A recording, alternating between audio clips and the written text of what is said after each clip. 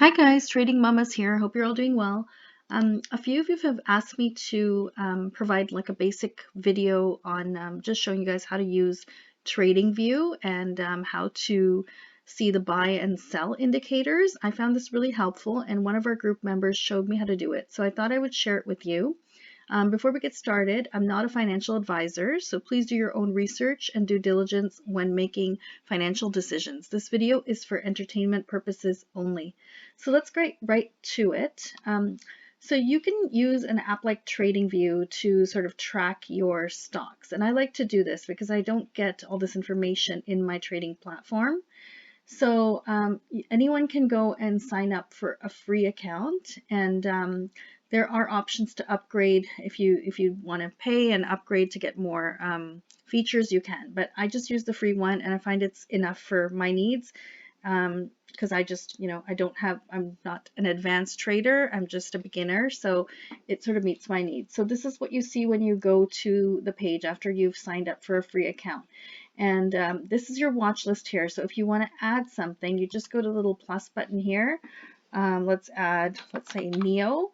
So there's a few different options here, and I know that the NEO I want is this first one that's listed on the New York Stock Exchange. So I'm just going to add it to the watch list, and then see it shows up right here. So that's how you add, and then you can adjust. Like it signs you up with this default list, but you can remove the stuff that you don't need and add what you want. And then basically, if you want to analyze a chart, like let's say we've added NEO, you go to full feature chart, and it'll show you the graph of basically how the stock has done. So you can adjust this to like a 1-day view. This shows like the Friday view, the last 5 days, the last 1 month, the last 3 months. So you really want to make sure you look at like every duration so you get like a better picture of what's happening with the company. If you only look at a short duration or a very long duration, you're not going to be able to get a full picture of what's happening, and you're not going to be able to sort of pick good entry and exit points. So yeah, I really encourage you to make sure that you look at all the views.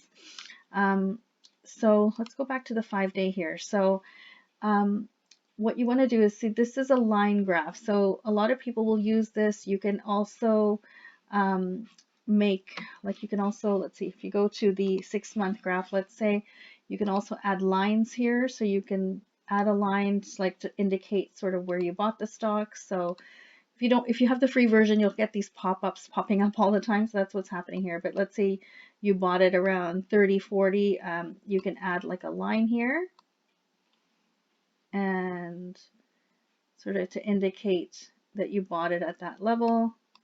And then whenever you look at the graph, doesn't matter what view, you'll always see that line. So you'll know sort of where the stock is with respect to where you bought it. So that was a helpful feature that I found. And you can also use these lines to sort of make trend lines to see like if the stock is growing according to what it should be, or if it's sort of above or below, that kind of stuff. You can also do that with those lines. And then one feature one of our group members showed us that I found very helpful is if you go over here, there's different options as to what the graph looks like. So she told me to use these Heiken Ashi, I don't know if I'm saying that right, but candles. So if you look here, I'll go to like the 5-day view. This is what it looks like, and you can sort of like zoom in and out and that kind of thing if you want. And then you can also add this indicator here. So if you go to indicators, go to built-ins, and you can add this indicator here. It's called Stochastic. I don't know if I'm saying that right, but if you add that, it sort of adds this thing at the bottom here that sort of shows you when a stock is oversold or overbought. So that might help you make your decisions and when you're buying them. And the coolest feature I found is, again, under indicators, you go here to public library and super trends. So she showed me this one. So this one's really cool because it sort of shows you when there's a buy indicator and when there's a sell indicator. So If you're a day trader or swing trader, you'd probably want to adjust the time on this. So you would, pick 1 minute if you're a day trader, or maybe like 3 minutes or 5 minutes. The buy and sell indicators do change depending on the duration, so that's really important. If you're a long-term investor, like I am for most of my stocks, you wouldn't really be using the 1 minute or 3 minute. You'd sort of go with like 1 day, or you would do like 30 minutes, that kind of stuff, to see like broader trends. So that's how it works. So you can use those buy and sell indicators and then just play around with the durations though. Don't just look at it based on one duration. Play around with the durations, and then it'll tell you like, NEO was a buy when it was at this level, which is like 33.70. That's when, it changed from a sell to a buy, that kind of thing. So it sort of can help you decide when to buy and sell a stock. So it's a good indicator, but you also have to consider things like, make sure you look at the volume of a stock as well. Don't just go by these buy and sell indicators. Another feature you can add, you can go with the, you can look at the VWAP, which is the volume weighted average price. So I think that's in here as well.